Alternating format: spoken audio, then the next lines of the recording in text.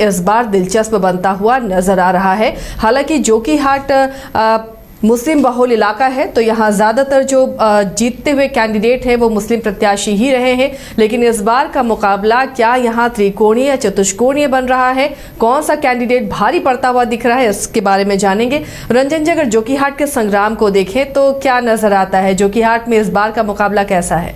देखिए, जोकीहाट को लोग तस्लीमुद्दीन की वजह से जानते हैं, उनके नाम से जानते हैं।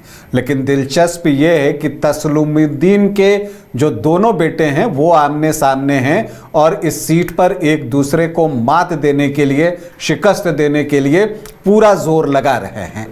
इन दोनों के बीच जो है, आप एक चीज़ ये देखिएगा कि यहाँ पर जो AIMIM के प्रत्याशी हैं मोहम्मद मुर्शीद आलम, वो पूरा जोर लगा रहे, क्योंकि पिछली बार जोकीहाट की सीट जो है वो AIMIM ने ही जीती थी, मजलिस ने ही जीती थी। और तब शाहनवाज आलम जो है वो आपको AIMIM के प्रत्याशी थे और उन्होंने यहाँ से जीत हासिल की थी। लेकिन बाद में वो RJD में शामिल हो गए और उस समय महागठबंधन की सरकार में मंत्री भी बनाए गए और अब RJD ने उनको टिकट दिया है। जब मंत्री की बात निकली है तो आपको बता दूं कि जोकीहाट एक ऐसी सीट है, यहां पर 3 मंत्री आपस में एक दूसरे से मुकाबला कर रहे हैं और जो मंत्री नहीं बना है वो जीत की तरफ जो है पूरा जोर लगाकर आगे बढ़ने की कोशिश करता हुआ दिख रहा है। जी हाँ, यहाँ से JDU ने मंजर आलम को प्रत्याशी बनाया है। वो पूर्व मंत्री हैं, इससे पहले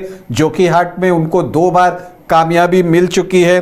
फिर शाहनवाज आलम हैं, वो भी यहाँ से 2 बार चुनाव जीत चुके हैं, एक बार RJD के टिकट पर और एक बार AIMIM के टिकट पर। और फिर आप देखते हैं कि यहाँ पर जन सुराज पार्टी से सरफराज आलम प्रत्याशी बने हैं, वो यहाँ से 4 बार जो है चुनाव जीत चुके हैं, जनता दल के टिकट पर, RJD के टिकट पर और 2 बार जनता दल यूनाइटेड के टिकट पर।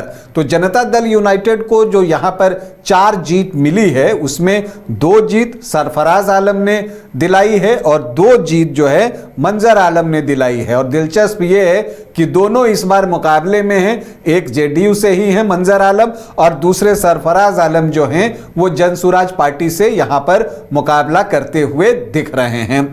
लेकिन जब यहाँ पर आप मुकाबले की बात करती हैं तो ये दिखता है कि मजलिस यहाँ पर पूरे जोर शोर से चुनाव लड़ रहा है और असदुद्दीन ओवैसी जो है उन्होंने पूरा जोर यहाँ पर लगा दिया है जोकीहाट में। और वो ये बात कहना नहीं भूलते, जब वो जोकीहाट में आते हैं तो वो ये कहते हैं कि यहाँ पर जो है दोनों भाई आपस में लड़ रहे हैं।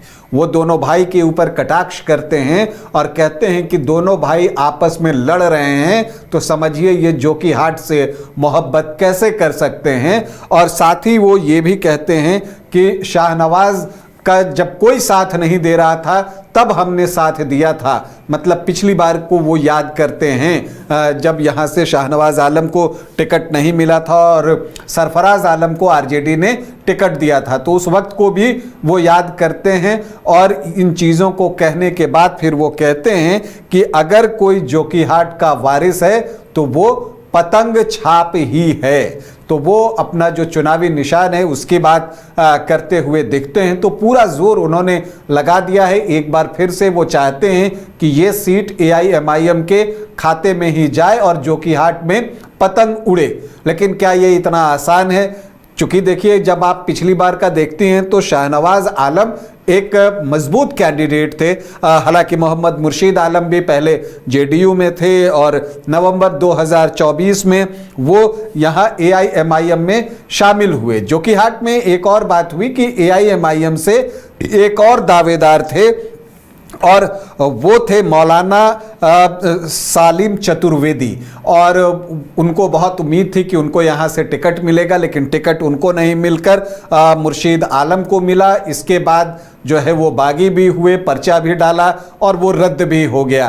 तो एक आप कह सकते हैं कि AIMIM के अंदर भी जो है एक स्थिति इस तरह की बनी जो कि अप्रिय थी उनके लिए। लेकिन फिलहाल जो स्थिति है, यहाँ पर 4 दावेदार हैं। JDU से मंजर आलम, RJD से शाहनवाज आलम, AIMIM से मोहम्मद मुर्शीद आलम और जन सुराज पार्टी से सरफराज आलम, जो मुख्य दावेदार की हम बात कर रहे हैं। तो ये 4 प्रत्याशी यहां पर चुनावी मैदान में उतरे हुए हैं।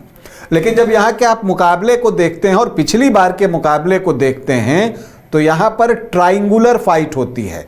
आम तौर पर सीमांचल में आप देखते हैं कि NDA तो एक रहता है, एक महागठबंधन रहता है और अब एक AIMIM फोर्स हो चुका है। तो जो मुस्लिम वोट होते हैं वो AIMIM या RJD में से किसी एक को बल्क में जाते हैं और फिर जो है NDA दूसरी पोजीशन पर रहता है और जो बच जाता है वो तीसरे स्थान पर रहता है। लेकिन यहां पर क्या है कि जनसुराज ने भी मजबूत कैंडिडेट उतार दिया है सरफराज आलम को। AIMIM तो मुकाबले में है ही और उसका समर्थन भी इस क्षेत्र में बढ़ा हुआ है, मोहम्मद मुर्शीद आलम तो वो हैं ही। इसके अलावा RJD से शाहनवाज आलम हैं और JDU से मंजर आलम हैं। तो जो मुस्लिम वोट हैं वो 4 जगह बट सकते हैं और अगर ऐसा हुआ तो फिर जो एक काउंटर पोलराइजेशन का वोट है जो दूसरी तरफ से NDA के पक्ष में आता है, अगर वो आया तो NDA भी अपने लिए यहां अवसर तलाश सकता है या उसकी भी लॉटरी निकल सकती है। देखिए पिछली बार जब रंजीत यादव यहां से चुनाव लड़े थे तो उनको 28% वोट आए थे और अगर आप ऐसे देखें तो शाहनवाज आलम को 34.2% इतने पे वो जीते थे AIMIM से और सरफराज आलम को 30%। तो जो मुस्लिम वोट 65.7% था वो आप देखिए तो 64.2% तो यहीं पर दिख रहा है। तो वो बंटवारा था। अब इस बार एक और दावेदार बढ़ा हुआ है।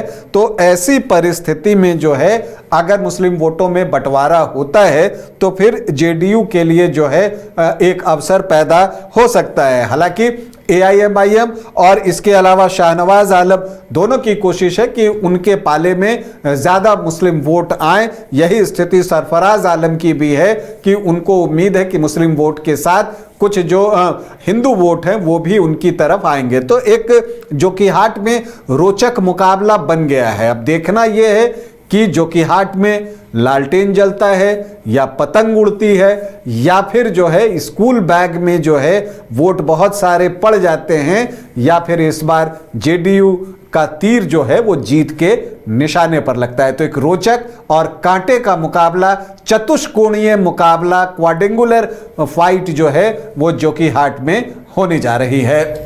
तो जोकीहाट में दिलचस्प मुकाबला होने जा रहा है और यहाँ पर चतुष्कोणीय मुकाबला है। अब जीतता कौन है इस पर हमारी नजर बनी रहेगी।